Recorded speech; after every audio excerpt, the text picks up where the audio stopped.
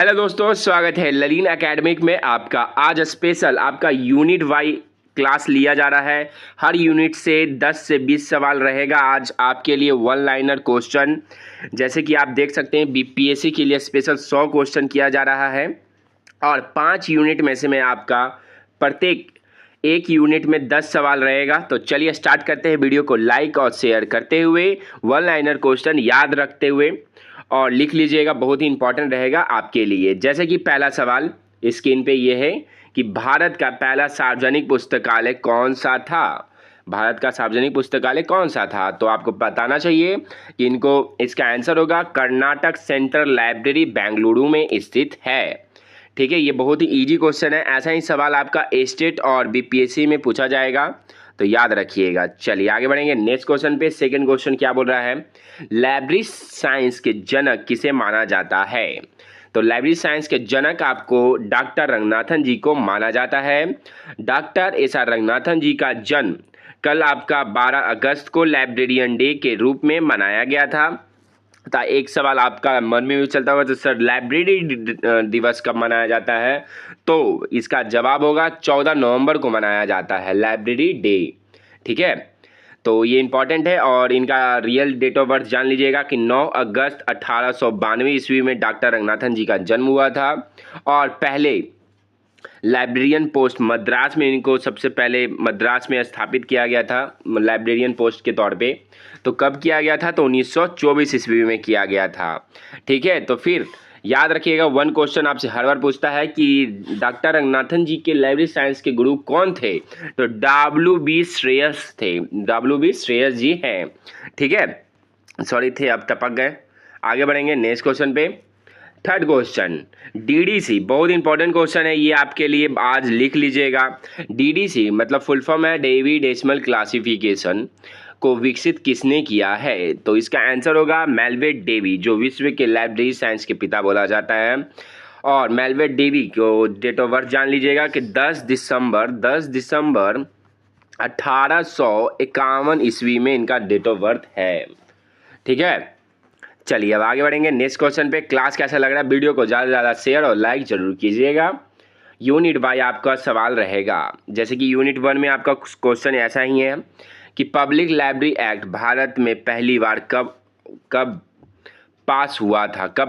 तो सबसे पहले पता होना चाहिए कि लाइब्रेरी एक्ट खास तौर पे अभी तक 19 राज्य में एक्ट पारित हो चुका है। ठीक है, 19 राज्य में एक्ट पारित हो चुका है। तो पहला एक्ट आपका 1948 में मद्रास में शुरू हुआ था। और एक सवाल बार बार पूछेगा, बिहार में आप दे रहे हैं, तो बिहार का लाइब्रेरी एक्ट कब पारित हुआ था, तो 2008 में पारित हुआ था।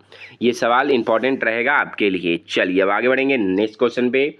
ISBN नंबर सबसे पहले प्रदान कौन करता है, तो सबसे पहले प्रदान करता है RRLN कीजिएगा। ठीक है, RRLF ज़्यादातर लोग को पता है, लेकिन नहीं, लाइब्रेरी राजा राम मोहन राय लाइब्रेरी एसोसिएशन बोला जाता है, नेशनल एजेंसी के द्वारा किया जाता है, तो इसको याद रखिएगा। चलिए कुछ जान लेते हैं। ISBN नंबर आपका 13 नंबर का डिजिट का प्रदान होता है 2007 से। 1 जनवरी 2007 से आपका 1 जनवरी 2007 से 13 नंबर का डिजिट का प्रदान होता था। अब और इसके पहले आप 2006 तक आप कहते हैं, तो 2006 तक आपका 10 डिजिट का नंबर का आता था। ठीक है, तो याद रखिएगा। और इसका पहला इंपॉर्टेंट फ्रेंड क्या पूछ रहा है इसमें कि फुल फॉर्म पूछ रहा है, तो इंटरनेशनल स्टैंडर्ड बुक नंबर बोला जाता है। और कैसा लग रहा है क्लास, आपको समझ में आ रहा है कि नहीं आ रहा है, आप ज़रूर बताइएगा। मैं कोशिश कर रहा हूँ कि ज़्यादा से ज़्यादा क्वेश्चन, एक क्वेश्चन पे आप देख सकते हैं 10 से 15 सवाल मैं बता दे रहा हूँ आपको, तो मेरे साथ ज़रूर जुड़े रहें और वीडियो को ज़्यादा से ज़्यादा शेयर और लाइक करते हुए आगे बढ़ते हैं।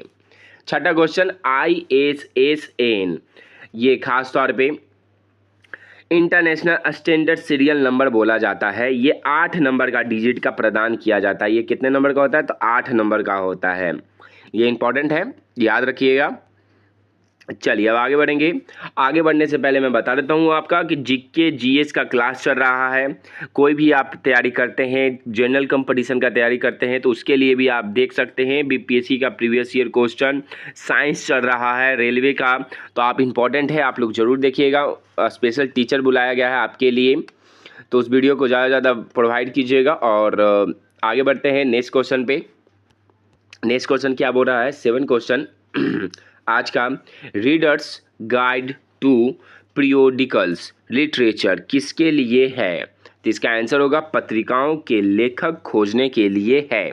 यह स्पेशल आपके लिए ललिन एकेडमी के द्वारा पीडीएफ बनाया गया है। स्टेट में 100% मैं बता देता हूं कि स्टेट में जितना अभी पढ़ रहे हैं सारा का सारा क्वेश्चन आने की संभावना है। यूनिट वाई आपका चल रहा है। 8वां क्वेश्चन क्या बोल रहा है, लाइब्रेरी ऑफ कांग्रेस कहाँ स्थित है? लाइब्रेरी एलसी भी बोल सकते हैं इसको, ठीक है, यूएस में स्थित है। वाशिंगटन डीसी यूएस में स्थित है। कब बना है ये? तो 1877 ईस्वी में एलसी की स्थापना हुआ है, ठीक है। अब आगे बढ़ेंगे नेक्स्ट क्वेश्चन पे। नेक्स्ट सवाल क्या है, 9 क्वेश्चन, भारत का राष्ट्रीय पुस्तकालय कहाँ स्थित है? ओ, एक पॉइंट आपसे छूट चुका है, लेकिन अब आगे बढ़ेंगे तो आगे ही बताते हैं, छोड़िए उसको। भारत का राष्ट्रीय पुस्तकालय कलकत्ता में स्थित है। तो कलकत्ता पब्लिक लाइब्रेरी के बारे में कुछ जान लेते हैं। क्या जानते हैं? तो सबसे पहले जान लीजिएगा कि कलकत्ता पब्लिक लाइब्रेरी सबसे पहले 1836 ईस्वी में बना है, ठीक है, ये इंपॉर्टेंट है। उसके बाद इंपीरियल लाइब्रेरी में बदला गया। तो कब बदला गया? तो 1891 ईस्वी में बदला गया है, या 1890 भी बोल सकते हैं इसको। 1890 ईस्वी में ये इंपीरियल लाइब्रेरी में बदला गया। उसके बाद 1903 में लॉर्ड कर्जन के शासनकाल में ये खोल दिया गया पब्लिक के लिए पहली बार, ठीक है। इसका एक सवाल ये रहता है आपका कि सबसे ज़्यादा इंपीरियल लाइब्रेरी के लाइब्रेरियन कौन थे, ठीक है, जो आईएलए के अध्यक्ष सचिव के तौर पे भी रहे हैं कुछ साल के लिए। तो कमेंट में आप लोग ज़रूर बताइएगा। फिलहाल आगे बढ़ते हैं। और कलकत्ता नेशनल लाइब्रेरी, हम लोग का भारत का नेशनल लाइब्रेरी का दर्जा कब प्राप्त हुआ? तो 1948 ईस्वी में कोलकाता पब्लिक लाइब्रेरी को नेशनल लाइब्रेरी का दर्जा कब प्राप्त हुआ? तो 1948 ईस्वी में प्राप्त हुआ। अब वेरी इंपॉर्टेंट है कि जनता के लिए मौलाना अब्दुल कलाम आज़ाद के द्वारा 1953 ईस्वी में खोल दिया गया जनता के लिए, ठीक है। अब आगे बढ़ेंगे नेक्स्ट क्वेश्चन पे। क्लास कैसा लग रहा है आप जरूर बताइएगा। यूनिट वाई क्लास चल रहा है आपका। यूनिट वाई एमसीक्यू है, 10-10 क्वेश्चन यूनिट वाई है। तो मैं चाहता हूं कि इस वीडियो को ज़्यादा से ज़्यादा शेयर और लाइक जरूर कीजिएगा। चलिए 10 क्वेश्चन है। आरडीए का full form resource description and access बोला जाता है। आरडीए किसके द्वारा बनाया गया है? तो जो जानते हैं वो कमेंट में कर सकते हैं। ये बहुत ही ईजी है, कई बार मैं आपको सेट प्रैक्टिस हो या महामैराथन क्लास में बता चुका हूँ। चलिए आगे बढ़ेंगे नेक्स्ट क्वेश्चन पे, वीडियो को लाइक करते हुए। अभी 11 से 20 क्वेश्चन आपको कैटलॉगिंग और क्लासिफिकेशन से क्वेश्चन मिलेगा, ठीक है, यूनिट 2, ठीक है, यूनिट 2 शुरू हो चुका है। वीडियो को लाइक जरूर ठोकिएगा। क्या है 11 क्वेश्चन, AACR का फुल फॉर्म पूछा जा रहा है। एंग्लो अमेरिकन कैटलॉगिंग रूल्स बोला जाता है, AACR, ठीक है। AACR का फुल फॉर्म याद हो गया होगा आपको। AACR आपका पूछेगा कि सबसे पहले प्रकाशन कब हुआ, मतलब कब बना। तो जो जानते हैं वो कमेंट में कर सकते हैं। चलिए अब आगे बढ़ेंगे। चलिए डेवी डेसिमल क्लासिफिकेशन के मेन क्लास पूछा जा रहा है आपसे। डेवी डेसिमल क्लासिफिकेशन के 10 मेन क्लास होते हैं। तो चलिए विस्तार से हम आपको समझा देते हैं। सबसे पहले 0 याद रखिएगा, 0 से लेकर 900 तक होता है।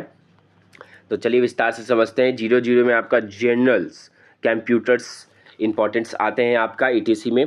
और फिर आपका 100 में आपका साइकोलॉजी आता है, 200 में आपका रिलीजन आता है, 300 में आपका सोशल साइंस आता है, 300 में आपका सोशल साइंस आता है, 400 में आपका लैंग्वेज आता है, 500 में आपका प्योर साइंस बोल सकते हैं, प्योर साइंस आता है, 600 में आपका ख़ास तौर पे आर्टिफिशियल बोल सकते हैं, मतलब साइंस के तौर पे ही आता है। चलिए अब आगे बढ़ेंगे। 700 में आपका आर्ट्स आता है, 700 में आपका आर्ट्स आता है, ठीक है।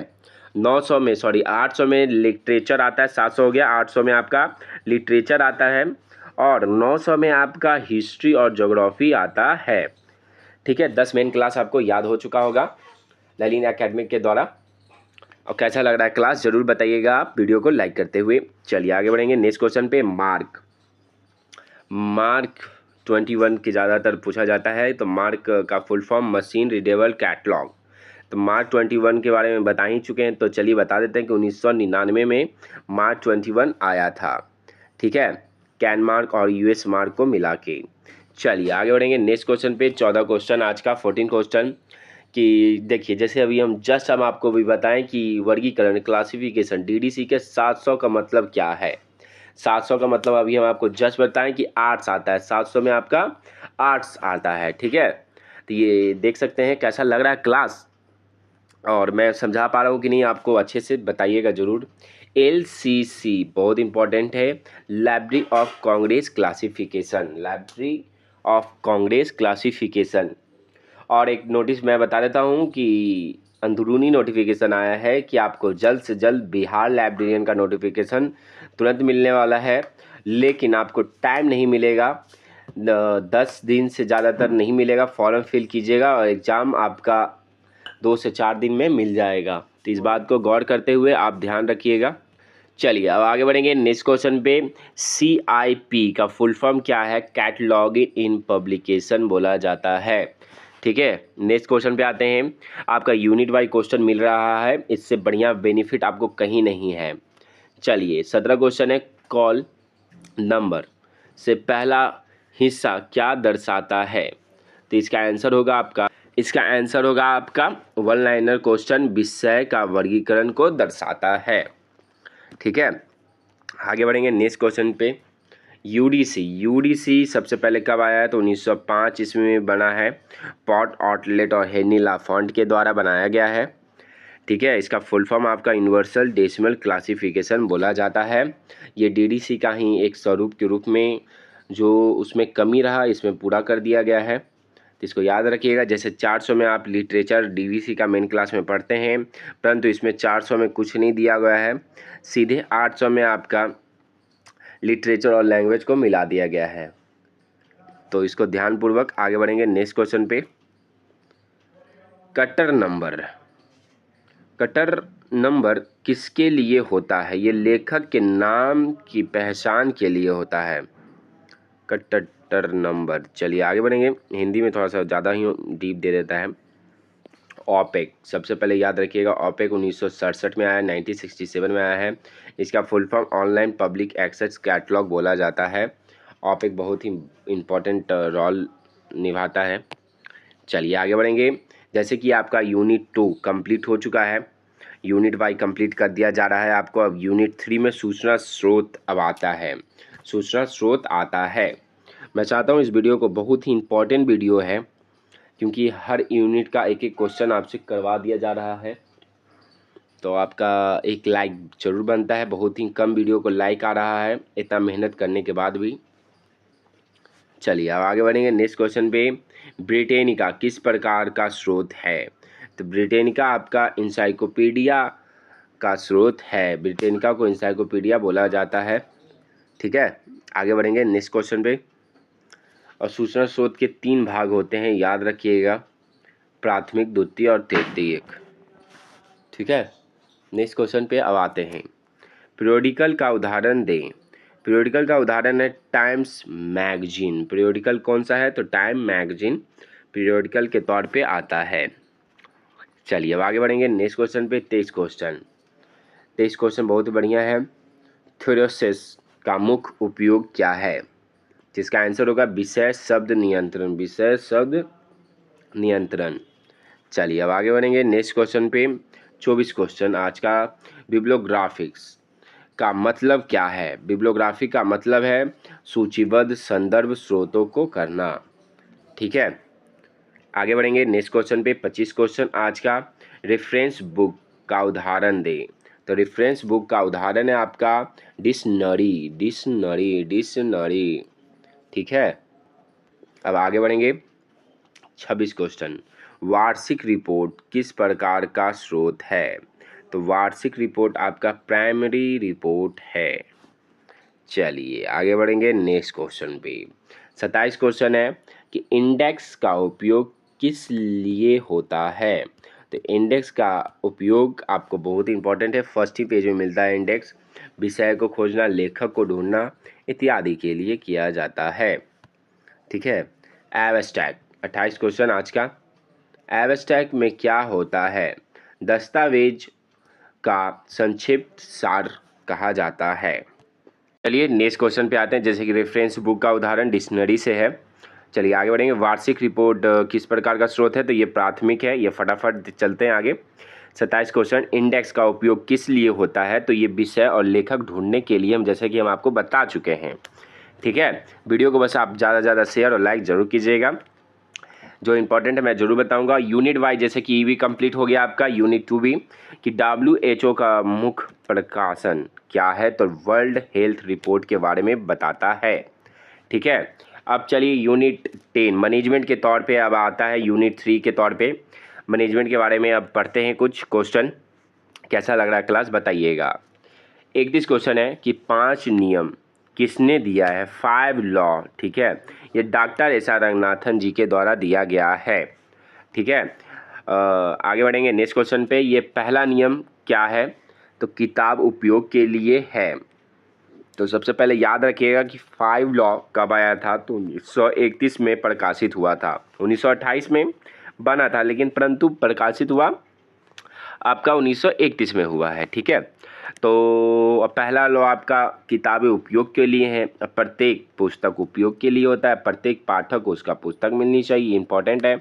अब प्रत्येक पाठक का समय बचाएं। वर्धनशील संस्था, ये रिपीटेड करते रहिएगा तो याद हो जाएगा आपको। ठीक है, चलिए अब आगे बढ़ेंगे नेक्स्ट क्वेश्चन पे। स्टैक रूम क्या है? तो किताबों को रखने की जगह स्टैक। आप खुद भी थोड़ा सा दिमाग लगाइएगा तो लाइब्रेरी साइंस आपको ईजी लगेगा। ठीक है, लाइब्रेरी साइंस कोई हार्ड चीज़ नहीं है, और जो लोग मेहनत कर रहे हैं वो करते रहिएगा। चलिए आगे बढ़ेंगे। 34 क्वेश्चन, वीडियो को लाइक और शेयर करते हुए। रेफरेंस सेक्शन में किताबों घर ले जा सकते हैं? तो इसका आंसर होगा रेफरेंस बुक को कभी भी घर ले जाने का परमिशन नहीं दिया जाता है।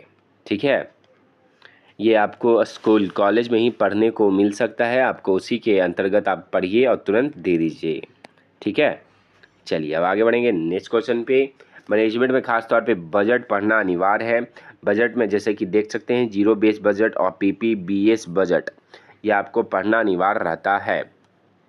ठीक है, आगे बढ़ेंगे नेक्स्ट क्वेश्चन पे। पुस्तकालय में एक्सेशन रजिस्टर का कार्य क्या है? तो ये नई किताबों का रिकॉर्ड प्रदान करता है। ये 16x13 लंबाई और गुना चौड़ाई आप याद रखिएगा, इंपॉर्टेंट रहेगा आपके लिए। चलिए, बीपिंग टैग किस लिए होता है? तो ये आपका होता है चोरी रोकने के लिए होता है। ठीक है, मैनेजमेंट का क्वेश्चन आप देख सकते हैं। ये आपको एस्टेट में मैं गारंटी करता हूँ, जो भी आज का क्लास देख रहे हैं वो मैं गारंटी दे रहा हूँ कि एस्टेट में ये 100% आने की संभावना है। और ख़ास तौर पे आपका अभी फ़िलहाल एस्टेट ही होगा, तभी आप BPSC में बैठ सकते हैं। तो चलिए अब आगे बढ़ेंगे नेक्स्ट क्वेश्चन पे कि लाइब्रेरी कमेटी का उद्देश्य क्या है? तो ये नीति और प्रशासन को प्रबंधन करना। चलिए अब आगे बढ़ेंगे नेक्स्ट क्वेश्चन पे। बुक ड्रॉप बॉक्स किस लिए होता है? तो किताब वापस करने के लिए होता है। चलिए अब आगे आते हैं नेक्स्ट यूनिट पे। कैसा लग रहा है क्लास आप ज़रूर बताइएगा, और इसके बाद आप प्रैक्टिस से ज़रूर दीजिएगा, आपके लिए बहुत ही फ़ायदा रहेगा। जैसे कि सूचना तकनीक यूनिट अब चेंज हो रहा है। RFID का हम काम किए थे जब हम एक्सपीरियंस करते थे उस समय, बहुत ही वर्कर के तौर पे, कि RFID का सबसे पहले इसका उपयोग रहता है। आप इसका कार्ड जैसा रहता है। ठीक है, 2 कार्ड रहता है, एक चिप रहता है। चिप आपको एक आपका जो इस कॉलेज या स्कूल में आप काम करते हैं तो उस कॉलेज या स्कूल का लॉयल आप उसका पहचान के तौर पे रहता है, और चिप आपको बीच में लगा दिया जाता है, इम्पोर्टेंट रहता है आपके लिए। मैं नेक्स्ट वीडियो में आपको RFID के बारे में विस्तार से समझा दूंगा। चलिए आगे बढ़ेंगे। सॉरी, इसका फुल फॉर्म याद रखें, रेडियो फ्रिक्वेंसी आइडेंटिफिकेशन बोला जाता है। चलिए 42 क्वेश्चन है। इंटरनेट का जनक किसे बोला जाता है? तो विंट सर्फ को बोला जाता है। ई जर्नल का मतलब क्या होता है? ये इलेक्ट्रॉनिक पत्रिका है। गूगल स्कॉलर किसके लिए होता है? ये शोध लेख खोजने के लिए होता है। 15 क्वेश्चन होने जा रहा है। मैं चाहता हूँ इस वीडियो को बहुत ही ज़्यादा लाइक हो। डेटाबेस का उदाहरण क्या है? तो ये डेटाबेस का उदाहरण है जेस्टोर का उदाहरण है, वेब 2.0 का उदाहरण है विकिपीडिया बोला जाता है, HTML का full form hyper text markup language बोला जाता है। ठीक है, एलेन आपका ये लोकल एरिया नेटवर्क बोला जाता है। ये कई बार सवाल में आ चुका है। ये प्रीवियस ईयर क्वेश्चन आपका यूनिट वाइज करवाया जा रहा है। 49 क्वेश्चन डिजिटल लाइब्रेरी का उदाहरण दे तो इंटरनेट का आप देख सकते हैं iCov। आजकल इंटरनेट के माध्यम से ही ज़्यादातर डिजिटल के माध्यम से काम किया जा रहा है लाइब्रेरी में। चलिए अब आगे बढ़ेंगे। नेक्स्ट क्वेश्चन आज का 15 क्वेश्चन ई लर्निंग प्लेटफॉर्म का उदाहरण है, तो ये इसका आंसर होगा मॉडल्स होगा। ठीक है, तो चलिए आज के लिए 50 ही क्वेश्चन किया जाएगा फिलहाल, और इस वीडियो को ज़्यादा शेयर और लाइक ज़रूर कीजिएगा। और नोटिस के तौर पे मैं बता देता हूँ आपको कि आपका जल्द से जल्द BPSC तो ज़रूर आएगा। और कोई भी आप एग्ज़ाम देते हैं, फ़िलहाल अभी 10 सितंबर से लाइब्रेरियन का एग्ज़ाम होने वाला है RRB का, तो जो तैयारी करना चाहते हैं उसका जो फॉर्म फिल किए वो ज़रूर बताइए हमको कमेंट में। आपके लिए स्पेशल क्लास चलाया जा रहा है, GK GS भी चल रहा है। GK GS आप लोग ज़रूर देखिएगा क्योंकि आपके लिए बहुत ही फ़ायदा रहेगा। स्पेशल टीचर लाया गया है GK GS के लिए। तो चलिए आज के लिए इतना ही, फिर मिलते हैं नई वीडियो के साथ। धन्यवाद। कैसा लगा क्लास ज़रूर बताइएगा।